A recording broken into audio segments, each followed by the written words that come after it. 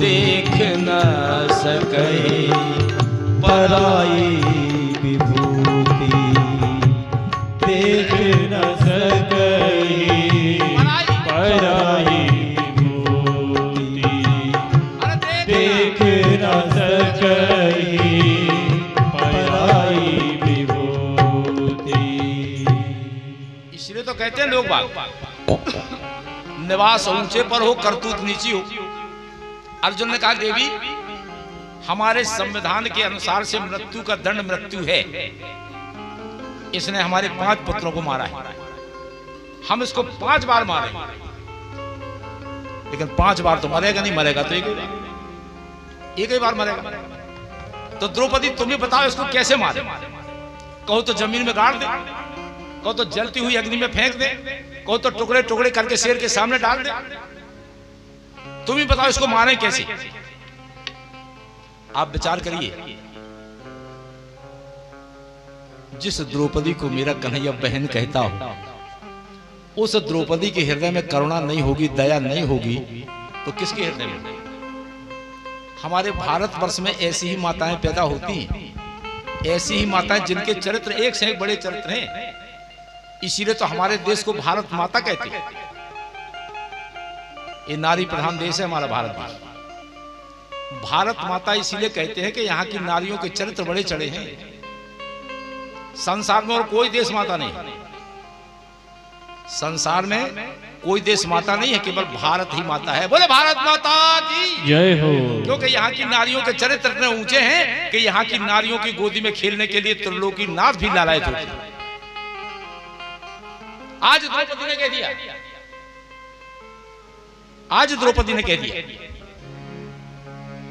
उवाच चासन हंतव्यो बंधनानुनाम सती, मुच्यता मुच्यता में सो ब्राह्मणो नितराम गुरु। हे महाराज, अर्जुन से कहा महाराज इसको छोड़ दीजिए। अर्जुन ने कहा क्या कहते हो, छोड़ दें? जिसने हमारे 5 पुत्रों को मारा उसको हम छोड़ दें? द्रौपदी ने कहा महाराज आज मैं अपने पुत्रों का मोह त्याग रही हूं और आपसे एक ब्राह्मण के प्राणों की भीख में आपसे आंचल पसार के मांगे, केवल छोड़ दो, इन्हें छोड़ दीजिए। इसलिए कि एक मां दूसरी मां की अंतरात्मा की वेदना को समझ सकती है, मां का कष्ट मां ही समझ सकती है। जिस तरह मैं अपने पुत्रों के लिए रो रही हूं, उसी तरह ये भी अपनी माता कृपी का इकलौता बेटा है, अपनी माता का इकलौता बेटा है। जब इसकी माता सुनेगी कि हमारे बेटे को अर्जुन ने मार दिया, तो क्या वो रोएगी नहीं? वो गुरु द्रोणाचार्य की विधवा पत्नी कृपी, उनको रोने देना क्या आपको अच्छा लगे? जो गुरु द्रोणाचार्य ने विद्या अपने पुत्र को नहीं सिखाई, आपको सिखाई। इसलिए मेरा निवेदन है कि इन्हें मत मारो, हमारे ब्राह्मण हो, गुरु पुत्र। अर्जुन ने सोचा इनके मन में तो दया आ गई, लेकिन राजनीति के संविधान में कहां है दया? दुष्ट के साथ दुष्टता का ही व्यवहार होता है। इसकी मृत्यु तो निश्चित है। अब अर्जुन ने युधिष्ठिर जी से पूछा, भाई पांडवों में युधिष्ठिर बड़े, युधिष्ठिर से पूछा महाराज आप बताइए क्या करें? युधिष्ठिर ने कहा भैया जैसा धर्म ग्रंथ कहते हो वैसा काम करना, ग्रंथ से अलग हटके काम नहीं करना। भीम ने कहा अर्जुन इसको मारो, इसको तुम नहीं मारोगे तो हम मारेंगे, ऐसे पापी को मारने से पाप थोड़ी लगता। नकुल सहदेव पहले बोले हाँ मारो इसके लिए। अब देखिए अब सभी कह रहे हैं मारो, लेकिन द्रौपदी दया की स्वरूपा है और द्रौपदी कहती है कि मत मारो। उस समय अर्जुन बड़ा भ्रमित हो गए, क्या करें? उस समय मेरे द्वारकाधीश कन्हैया खड़े, कन्हैया के चरणों में अर्जुन ने प्रणाम किया, हे कन्हैया मेरा मार्ग प्रशस्त करो, मैं क्या करूं, मैं क्या करूं, मुझे क्या करना चाहिए? उस समय मेरे गोविंद ने बड़ी सुंदर बात, बड़ी अच्छी बात कही गोविंद। हे अर्जुन ब्रह्म बंधुर्न हंतव्यो आतताये बधार्हणाम् मये वोपि महाप्लातम पाहि अनुशासनम्। अर्जुन, हमारा शास्त्र कहता है कि ब्राह्मण चाहे कैसा भी हो उसको मारने का अधिकार तुम्हें नहीं है।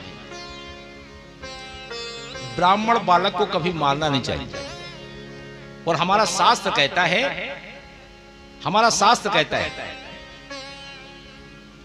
कि बालकों का हत्यारा कोई भी हो, बालकों का हत्यारा चाहे ब्राह्मण हो चाहे कोई हो, जिसने बाल हत्या की हो उसको छोड़ना नहीं चाहिए। हाँ, ये ब्राह्मण बालक है, इसको मारने का अधिकार नहीं है, लेकिन ये बालकों का हत्यारा है, इसलिए इसको छोड़ना भी पाप होगा। इसलिए मारो भी मत और छोड़ो भी मत, और मार भी दो और छोड़ भी दो। बोले वृंदावन बिहारी लाल की जय हो। सारी सभा में सन्नाटा खिंच गया। भीम तो खड़े हो गए, बोले अब महाराज आप ही जैसे न्यायाधीश अदालत में बैठ जाए तो गड़बड़ी हो जाएगा काम। मारो भी मत, छोड़ो भी मत, मार भी दो, छोड़ भी दो। है?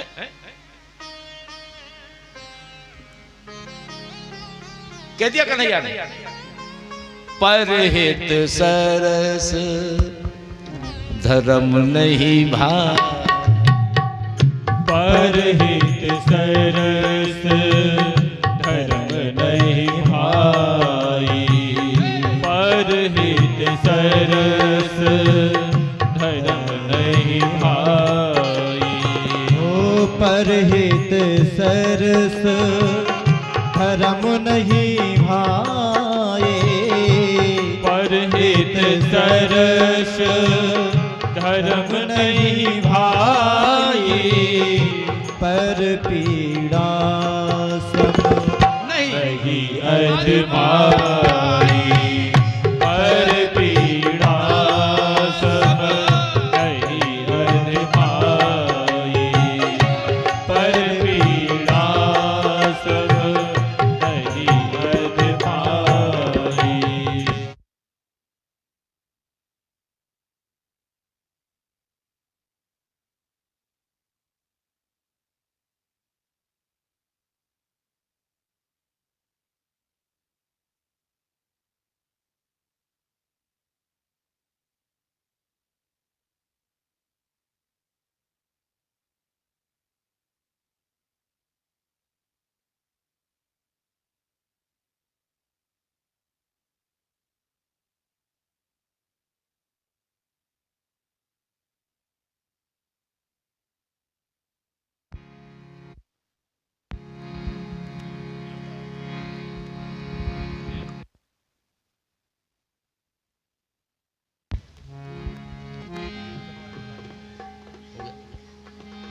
हेलो, परहित सरस धर्म नहीं भाई, परहित सरस धर्म नहीं भाई,